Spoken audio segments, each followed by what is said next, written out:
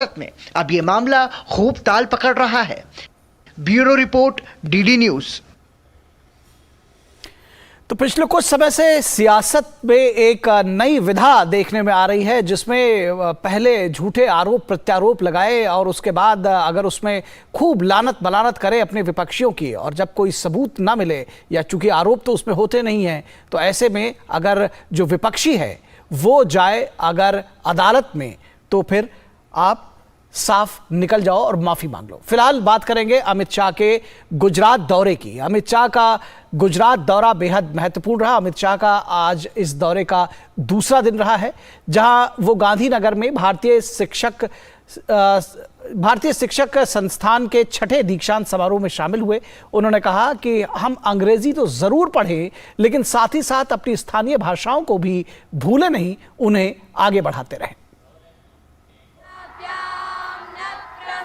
केंद्रीय गृह एवं सहकारिता मंत्री अमित शाह ने रविवार को गुजरात की राजधानी गांधीनगर में भारतीय शिक्षक शिक्षा संस्थान के 6ठे दीक्षांत समारोह में शिरकत की। अमित शाह ने कार्यक्रम को संबोधित करते हुए छात्रों से अपनी मातृभाषा को सहेजने का आह्वान किया। शाह ने कहा कि हम अंग्रेजी जरूर पढ़ें, लेकिन साथ ही अपनी स्थानीय भाषाओं को संवर्धित और संपोषित भी करते रहें। उन्होंने कहा कि स्थानीय भाषाओं में देश की संस्कृति रची और बसी हुई है। हमारी दूसरी तीसरी पीढ़ी, भले आप अंग्रेजी माध्यम में पढ़े हो, आपकी जिम्मेदारी है कि भारत की हर एक भाषा को संरक्षित करना है, संवर्धित करना है, क्योंकि इसके अंदर हमारे संस्कृति का, हमारे इतिहास का, हमारे साहित्य का, हमारे व्याकरण का एक खजाना पड़ा है। वो अलभ्य खजाना है। हम सब ने हमारी भाषाओं को मजबूत बनाना है। अमित शाह ने छात्रों को संबोधित करते हुए आगे कहा कि हम में से कई लोगों ने देश की आजादी का संघर्ष नहीं देखा और हमें देश के लिए बलिदान होने का भी अवसर नहीं मिला। उन्होंने कहा कि कई लोग कहते हैं कि अगर वे आजादी के वक्त होते तो देश के लिए अपना जीवन बलिदान कर देते। शाह ने कहा कि हमें देश के लिए अपना जीवन बलिदान करने की जरूरत नहीं है, लेकिन हमें देश के लिए जीने से कोई नहीं रोक सकता। देश के लिए मर नहीं सकते, अब जरूरत भी नहीं है। देश सुरक्षित हाथों में है, किसी को देश के लिए मरने की जरूरत नहीं है। परंतु मेरा आग्रह है कि हम सब संकल्प करें आजादी के अमृत महोत्सव में इसकी समाप्ति पर कि मेरा जीवन मेरे लिए, मेरे देश के लिए होगा। ये तो कर सकते हैं या नहीं कर सकते हैं।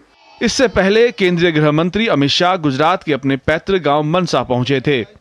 शाह ने मनसा में बहुचर माता मंदिर में परिवार सहित पूजा अर्चना की। यहां शाह ने कई परियोजनाओं का उद्घाटन और आधारशिलाएं भी रखी। इस दौरान अमित शाह ने अपने परिवार के साथ मनसा में अपनी मां की याद में चल रही कुसुम्बा अन्न क्षेत्र रसोई में दोपहर का भोजन किया। यह रसोई रोजाना जरूरतमंदों को मुफ्त भोजन उपलब्ध कराती है। अमित शाह ने अहमदाबाद के 16 में स्थित साइंस सिटी में सामूहिक वृक्षारोपण कार्यक्रम में भी भाग लिया और लोगों को वृक्ष लगाने के लिए प्रेरित किया। Bureau report, DD news. तो राजनीतिक, शैक्षिक और सामाजिक तीनों तरह के कार्यक्रमों में हिस्सा लिया अमित शाह ने। और अब बात पश्चिम बंगाल की करते हैं, जहां ममता बनर्जी सरकार की कथित ज्यादतियों के खिलाफ संघर्ष कर रहे अपने कार्यकर्ताओं को उत्साहित करने के लिए बीजेपी नेतृत्व लगातार काम कर रहा है। बीजेपी अध्यक्ष जेपी नड्डा ने कोलकाता में मोर्चा संयुक्त सम्मेलन को संबोधित किया और कहा कि राजनीति में परिवारवाद ने देश और प्रदेश को आगे नहीं बढ़ने दिया। भाजपा के राष्ट्रीय अध्यक्ष जेपी नड्डा पश्चिम बंगाल के दौरे पर हैं। लोकसभा चुनाव के मद्देनजर नड्डा राज्य में पार्टी की कई सांगठनिक बैठकों में हिस्सा ले रहे हैं। जेपी नड्डा अपने बंगाल दौरे के दूसरे दिन कोलकाता के दक्षिणेश्वर